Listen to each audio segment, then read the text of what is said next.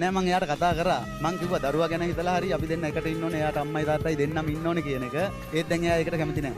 වැඩ කරන තැන ගෑනු ළමයෙක් එක්ක මැසේජ් කරන්න ගන්නවා ඉස්සෙල්ලාම. මාසයක් විතර ඔහොම මැසේජ් කර කර ඉතියයි අපි දෙන්න අතර සම්බන්ධයක් ඇති වෙනවා. මාස 8ක් විතර මං ඒ සම්බන්ධය ගෙනියනවා. වයිෆ් දන්නේ නැහැ. වයිෆ්ට ආරංචි වෙන්නේ නැහැ. වයිෆ් මං ගැන හොයලා බලන්නෙත් නැහැ. හොයලා බැලුවා නම් එයාට අහු වෙනවා. ඊට පස්සේ අයියා මම වයිෆ්ට කියනවා. මෙහෙම සම්බන්ධයක් මගේ තියෙනවා. මට ඔයාගෙන් මේ අඩුපාඩු ටික තියෙන්නේ.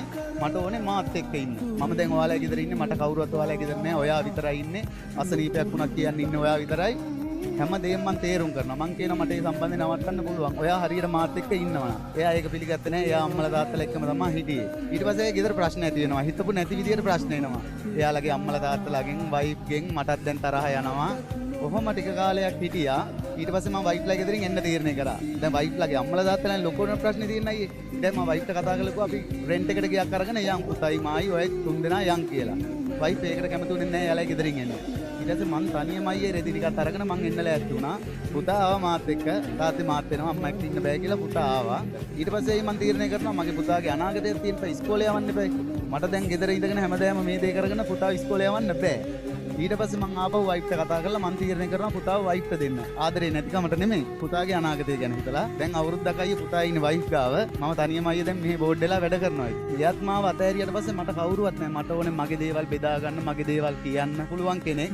එහෙම ඉඳි තමයි මට අර ෆැක්ටරි අර ගෑන් ළමයාව හම්බෙන්නේ. ගෝයා එයාත් දැන් නැහැ. ඒ මොකද ඒ වයිෆ් එයාට කතා කරලා තිබ්බ නම්බරේ අරන්.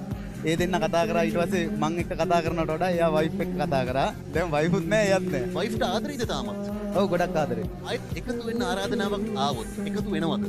නෑ මං එයාට කතා කරා. මං කිව්වා දරුවා ගැන හිතලා හරි අපි දෙන්න එකට ඉන්න ඕනේ. එයාට අම්මයි තාත්තයි දෙන්නම ඉන්න ඕනේ කියන එක. ඒත් දැන් එයා ඒකට කැමති නෑ. මොකද නෑ ඒකට හේතුව එයාගේ අම්මයි තාත්තයිද නැත්නම් ඔයා ගැන සම්බන්ධකම්ද? ඒ හැමදේම වෙන්නේ නැති අයියෝ. හැමදේම ඔයා හිතන විදිහට වැරදි කවුද? මම වැරදි. ඒ එහෙම කියන්නේ. මට ඒ තීරණය නොගෙන ඉන්න තිබ්බා. ඒ කියන්නේ තීරණය ගැන ඔයා කරපු දේවල් ගැන ඔයා පසුතැවෙනවා. ඔව් අයියෝ මම පසුතැවෙනවා. මට ඒ තීරණය ගන්න නැතුව ඉන්න තිබ්බා කියලා අද හිතෙනවා මට. මගේ තියෙන එකම බලාපොරොත්තුව තමයි පුතාගේ අතින් අල්ලගෙන වයිෆ් මා ඉස්කෝලේ එක්ක යන්න. මිනිස්සු අතින් වැරදි වෙනවා. වැරදි පිළිගන්න මිනිස්සු, වැරදි පිළි අරන් ජීවිතේ හදාගන්න මිනිස්සු හරි අඩුයි. ඒ නිසා සිලිඳු කියන්නේ හරි ආදරණීය, හරි උතුම් කොල්ලෙක් කියලා මම විශ්වාස කරනවා. මම දන්නේ එයා කියන දේ විතරයි මම දන්නේ. ඒ නිසා ඉක්මනින්ම දරුවා ගැන හිතලා ජීවිතේ ජය ගන්න ඕන නම්, දරුවාගේ ජීවිතේ ජය ගන්න ඕන නම්, දරුවාගේ ජීවිතේ සාර්ථක කරන්න ඕන නම් මම හිතනවා අම්මා තාත්තා විදිහට ඔය දෙන්න ජීවිතේ එක්හසු වෙන්න ඕනේ, එකතු වෙන්න ඕනේ. ජීවිතේ ජය ගන්න නම් මම හිතනවා දරුවට අම්මයි තාත්තයි දෙන්නම ඉන්න ඕනේ කියලා. දැන් හස්බන්ඩ් වයිෆ් කියන පදවියට වඩා මම හිතනවා අම්මා කෙනෙක් තාත්තා කෙනෙක් වුණාට පස්සේ ඒක බර වැඩි. ඒ නිසා දරුවා ගැන හිතලා ඔයාගෙත් වැරදි හදාගෙන, ඔයාගෙත් වැරදි හදාගෙන, අනිත් අයත් වැරදි හදාගෙන ලස්සන ජීවත් වෙන්න එක තමයි වෙන්න ඕනේ.